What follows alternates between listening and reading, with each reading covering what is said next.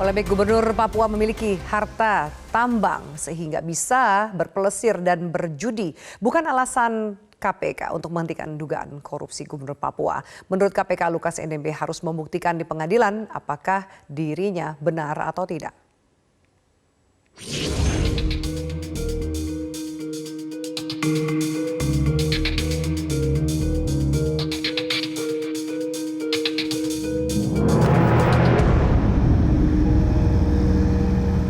Pengusutan dugaan gratifikasi Gubernur Papua Lukas NMB menjadi polemik karena Lukas masih mangkir untuk diperiksa di KPK. Seraya menyerang balik KPK dengan isu politisasi perkara. Tentu saja, tuduhan politisasi perkara dibantah KPK. Bahkan mereka menegaskan Lukas bisa membuktikannya dirinya bersalah atau tidak adalah di persidangan. Maksud kita kan kemarin, kadang-kadang mereka bisa menunjukkan ada tambang itu kemudian mau dihentikan, nggak seperti itu prosesnya gitu ya. Ada tidaknya mengenai soal yang bersangkutan memiliki tambang emas atau apapun itu, silakan disampaikan di dalam pemberian keterangan di depan teman-teman penyidik gitu. Bukan karena kan terjadi proses pembuktian di tahap penyidikan itu tidak pernah ada yang seperti itu. Sampaikan aja Pak. Bukan penyidikan. Tidak ada proses pembuktian di tahap penyidikan. Seperti diketahui, Lukas telah ditetapkan sebagai tersangka korupsi, diantaranya adalah gratifikasi. Salah satu perkara yang didalami KPK adalah aliran uang Lukas ke rumah judi di Singapura. KPK menemukan pihak yang menjadi penghubung Lukas NMB dengan rumah judi di Singapura. Karena itu, KPK memblokir rekening Lukas NMB senilai 71 miliar rupiah. Selain itu ada setoran tunai ke kasino setara dengan 560 juta rupiah. Dan pembelian perhiasan dan jam tangan setara 825 juta rupiah lebih. Menyoal harta ini, kuasa hukum Lukas menyebut kliennya memiliki tambang emas di wilayah Mamit, Papua. Bapak punya tambang nggak sendiri di kampung? Oh, saya punya di kampung, ya. Tolikarin di Tolikara, di Mamit, itu sedang dalam proses. Dia punya foto semua dan dokumennya sedang diurus oleh stafnya. Terus sumber uang itu kan mereka yang harus buktikan. Kalau Pak Gubernur korupsi kan saya sudah bilang tadi, teman-teman tadi ada yang tanya itu tadi itu sumber uangnya dari mana, kan saya sudah bilang tadi bahwa selama ini 8 tahun berturut-turut Pak Gubernur mendapatkan WTP pemerintahan dia. Artinya bahwa tidak ada kerugian negara di sana. You mau bilang apapun, tapi secara formal tidak ada kerugian negara. 2 kali Lukas NMB mangkir dari pemeriksaan dengan alasan sakit, tapi KPK tetap saja melakukan pemeriksaan saksi-saksi. Di antaranya memeriksa Direktur Asia Cargo Airline Revidian Permatasari pada Selasa 27 September 2022 jumlah penyewaan pesawat jet oleh Lukas NMB. Penyidikan hanya bisa dihentikan dengan 3 alasan. Yang pertama, kalau tidak ditemukan cukup bukti. Yang kedua, kalau kemudian para penyidik itu mengklaim bahwa perkara ini bukan perkara pidana. Yang ketiga, kalau penyidikan itu dihentikan demi hukum, misalnya tersangka meninggal dan sebagainya. Tim Liputan Metro TV. Untuk membahas bagaimana kelanjutan upaya hukum KPK terhadap Gubernur Papua Lukas NMB, sudah bergabung dari luar studio Wakil Ketua KPK Alexander Marwata. Pak Alex, selamat malam. Selamat malam, Mbak Aviani. Ya, Pak Alex, bagaimana perkembangan dari pemeriksaan Lukas NMB? Mengapa sampai saat ini KPK belum berhasil memeriksa Lukas NMB? Adakah koordinasi terakhir yang dilakukan setelah 2 kali surat panggilan terkesan dianggap angin lalu? Ya, tentu saja kami di KPK terus melakukan koordinasi dengan berbagai pihak, termasuk dengan penasihat hukum Pak Lukas NMB. Kami masih tetap berharap ya ada itikat baik dari Pak Lukas NMB untuk hadir di gedung KPK untuk diperiksa. Kami juga sudah sampaikan kalau alasan yang bersangkutan sakit, tentu itu nanti akan kami lakukan second opinion terhadap Dr. Idi ya. Jadi itu yang kami koordinasikan dengan penasihat hukum dari Pak Lukas NMB. Jadi meskipun 2 kali sudah dipanggil, yang bersangkutan tidak hadir dengan alasan sakit. Nah, kami juga punya kewenangan untuk memastikan apakah yang bersangkutan benar-benar sakit atau tidak, dan apakah pengobatan yang bersangkutan itu sebagaimana permintaan yang bersangkutan harus berobat di luar negeri, ya, itu bisa diobati di Indonesia. Tentu itu nanti yang akan kami koordinasikan dengan dokter pribadi yang bersangkutan, lewat penasihat hukum yang bersangkutan terkait dengan tindakan-tindakan apa yang kami lakukan. Sekali lagi, kami menghormati hak tersangka. Tentu kalau yang bersangkutan sakit, tidak mungkin dan tidak memungkinkan untuk dilakukan pemeriksaan, ya tidak kami lakukan pemeriksaan. Kami pasti akan menunggu sampai yang bersangkutan dinyatakan benar-benar sehat oleh dokter. Baik. Itu yang kami lakukan, Pak Yadi. Dengan perkembangan kesehatan terakhir, apakah sudah ada data yang sahih memastikan bahwa Lukas NMB saat ini memang dalam kondisi sakit yang betulan, bukan sakit yang dikarang-karang, Pak Alex? Ya, kemarin penasihat hukum dari Pak Lukas ke KPK dengan mengajak dokter pribadi dan juga medical record dari rumah sakit di Singapura, ya, yang di situ disebutkan bahwa Pak Lukas harus segera mendapat perawatan di rumah sakit tersebut. Tapi sekali lagi yang bersangkutan statusnya sekarang kan sedang dicekal, tidak bisa lakukan perjalanan ke luar negeri. Nah, apakah itu bisa dicabut? Nah, tentu nanti akan kami lihat. Sekali lagi bahwa kami di KPK juga punya kewenangan untuk memastikan bahwa yang bersangkutan itu betul-betul sakit dan tidak bisa menjalani proses hukum di penyidikan. Ya. Kalau kemarin misalnya itu 2 minggu yang lalu kan Pak Lukas itu kan berencana melakukan perjalanan ke Singapura. Saya kira kalau dilihat dari izin yang sudah diberikan, kalau ke Singapura yang jaraknya mungkin lebih jauh dari Jakarta saja yang bersangkutan masih bisa melakukan perjalanan. Tentu kalau yang bersangkutan punya etikat baik hadir di Jakarta pasti masih bisa, ya. Ya tentu dengan pendampingan dokter. Nanti setelah di KPK itu tidak langsung diperiksa juga, ya. Kami akan menanyakan apakah kondisi yang bersangkutan itu sehat atau tidak. Ya kalau yang bersangkutan menyatakan sakit, tentu kita akan berusaha berkoordinasi dengan pihak rumah sakit, dengan dokter-dokter untuk memeriksa yang bersangkutan sampai dipastikan bahwa yang bersangkutan itu layak bisa memberikan keterangan. Oke.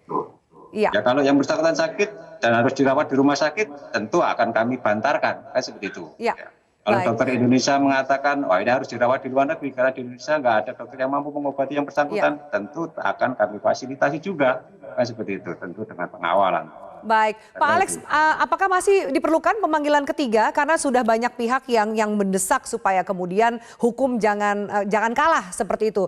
Sementara sudah 2 kali mangkir dari panggilan KPK, masih menunggu pemanggilan ketiga atau akan dilakukan penjemputan paksa? Banyak juga pihak yang membandingkan atau bahkan meminta penerapan penjemputan paksa seperti yang sempat KPK lakukan dengan Setia Novanto.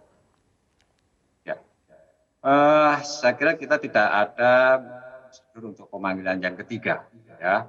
Apakah ada kemungkinan untuk dilakukan penjemputan paksa, itu harus kita hitung, kita kalkulasi terkait dengan risiko yang nanti akan timbul setelah adanya upaya paksa itu. Kita sudah melihat apa yang terjadi di Papua sana, kondisi masyarakat di Papua, tentu kita tidak ingin juga akan menimbulkan kekerasan, ya, yang diakibatkan oleh upaya paksa yang kemudian akan melibatkan masyarakat pendukung dari beliau. Ini sudah menjadi perhatian dari Bapak Presiden, Bapak Wapres yang menghimbau yang bersangkutan itu untuk mentaati hukum. Yang kami berharap, ya, lewat pengacara penasihat hukum yang bersangkutan itu, yang bersangkutan punya etikat baik dan tadi siang, ya, itu Direktur Penyidikan KPK juga sudah melakukan koordinasi, sudah berkoordinasi dengan penasihat hukum terdakwa dan juga dengan terdakwa sendiri. Nah, ada sinyalemen yang baik bahwa yang bersangkutan mungkin akan datang, ya. Itu kapan kita itu harapkan. Pak? Akan datang kapan itu Pak? Sinyalemen itu dipastikan terjadi kapan? Kita tunggu saja dari Pak Lukas NMB. Kita tunggu dari Pak Lukas NMB supaya segera mentaati panggilan KPK dan taat pada hukum. Ya, apalagi yang bersangkutan itu kan tokoh, ya, tokoh masyarakat, pejabat tertinggi di daerah yang kita harapkan kita harapkan juga bisa menjadi contoh bagi masyarakat yang bagaimana seorang pejabat itu juga patuh dan taat terhadap hukum, ya. Seperti itu. Baik, Pak Alex, saksi-saksi yang sudah diperiksa saat ini siapa saja Pak, termasuk pihak yang dianggap sering menyewakan pesawat jet pribadi kepada Lukas NMB? Ya tentu sudah banyak saksi yang diperiksa penyidik terkait dengan Pak Lukas NMB, ya termasuk tadi itu kan selama ini kalau yang bersangkutan melakukan perjalanan ke luar negeri itu kan dengan menyewa pesawat, itu kita akan mengetahui bagaimana pendanaannya dan sebagainya, dan termasuk juga mungkin juga dari aparat Pemprov Papua sendiri nanti juga akan kita panggil terkait dengan misalnya bagaimana pengelolaan ya, operasional dan lain sebagainya, itu pasti akan kami mintai keterangan. Jadi tidak bergantung pada satu keterangan tersangka saja, tetapi justru kita akan menggali lebih jauh lewat keterangan saksi-saksi yang mengetahui bagaimana pengelolaan keuangan daerah selama ini seperti apa. Saya kira itu. Pak Alex, sempat kemudian ada statement jangan sampai ada obstruction of justice atau pihak-pihak yang menghalangi proses hukum yang tengah berjalan kepada siapapun, kuasa hukum, pihak aparat ataupun PNS, termasuk juga masyarakat. Apakah juga masyarakat atau pengerahan massa itu dianggap sebagai salah satu aksi obstruction of justice, Pak Alex? Ya, kita harus lihat ya, apakah pengerahan massa itu ada yang menggerakkan, ya, ada yang mengkoordinir supaya masyarakat turun ke jalan dan menghalang-halangi proses penegakan hukum. Nah, kalau masyarakat itu kadang-kadang kan mereka nggak tahu juga apa persoalannya kan seperti itu. Nah, kalau ada yang menggerakkan, sengaja membuat masyarakat turun ke jalan dan apalagi kalau sampai menimbulkan kekerasan atau menghalang-halangi proses pendidikan, itu tentu bisa dikenakan pasal menghalang-halangi pendidikan. Jadi tidak semua masyarakat yang kemudian berkumpul di rumah Pak Gubernur itu kemudian kita tetapkan sebagai pihak yang menghalangi belum tentu mereka paham terkait dengan. Adakah pihak yang ditandai oleh KPK saat ini melakukan atau diduga melakukan obstruction of justice, Pak Alex? Kami belum tahu ya, mungkin dari pihak penyidik. Baik, Pak Alex, apa jaminan atau informasi valid yang diterima KPK bahwa Lukas NMB saat ini memang masih berada di Indonesia? Banyak juga pihak yang meragukan, jangan-jangan tidak datang ke KPK karena memang sudah tidak berada di Indonesia. Apa tanggapan Anda? Kami masih meyakini yang bersangkutan ada di Jayapura. Karena tadi siang itu dari penyidik atau direktur penyidik itu sudah melakukan komunikasi dengan yang bersangkutan dan yang bersangkutan memastikan keberadaan yang bersangkutan masih di Jayapura. Pak Alex, ada kemudian sempat Anda mengatakan akan memberikan opsi penghentian kasus jika Lukas NMB datang menghadiri panggilan KPK. Lalu kemudian ada juga tadi bisa juga akan dilakukan pembantaran. Mengapa kesannya ada diskriminatif gitu dari KPK kepada Lukas NMB? Adakah faktor-faktor lain yang menjadi perhitungan mengapa seakan-akan KPK saat ini begitu sabar dan tidak selugas biasanya terhadap Lukas NMB? Sebetulnya tidak ada perbedaan perlakuan terhadap tersangka yang sudah kita tetapkan. Kalau Pak Lukas kemudian kita panggil itu ya hadir, ya, kemudian yang bersangkutan kan beralasan sakit, ya kan sakit. Ya memang ada kondisi-kondisi tertentu ketika pemanggilan itu kemudian tidak dipenuhi dan itu boleh dibenarkan. Itu tadi salah satu alasannya kalau yang bersangkutan itu sakit. Dan kita tahu sebetulnya keberadaan yang bersangkutan masih di Papua, dia tidak melarikan diri. Ya. Dan kita juga harus, saya sampaikan tadi, kita harus berhitung juga kalkulasi terhadap risiko-risiko apabila terjadi penjemputan paksa. Kita mengetahui ya, bahwa banyak masyarakat Papua sendiri yang kemudian melindungi yang bersangkutan ya, di sekitar rumah pribadi yang bersangkutan ya. Kita nggak menginginkan juga penjemputan paksa kemudian menimbulkan efek yang tidak kita kehendaki terjadi di kota Jayapura. Jadi bukan berarti KPK takut untuk menjemput paksa atau menahan Lukas NMB ya Pak Alex? Ya,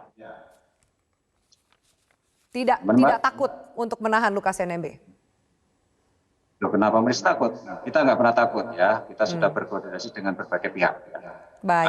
Suatu ketika yang bersangkutan ternyata tidak kooperatif setelah upaya-upaya persuasif yang kita lakukan, ya mau nggak mau ya harus kita jemput secara paksa. Dan itu sudah kami koordinasikan dengan berbagai pihak tentu saja. Baik, terima kasih Pak Alexander Marwata untuk keterangan Anda di Prime Time News. Kita harapkan KPK segera berhasil memeriksa atau minta keterangan dari tersangka Lukas NMB. Terima kasih, selamat malam.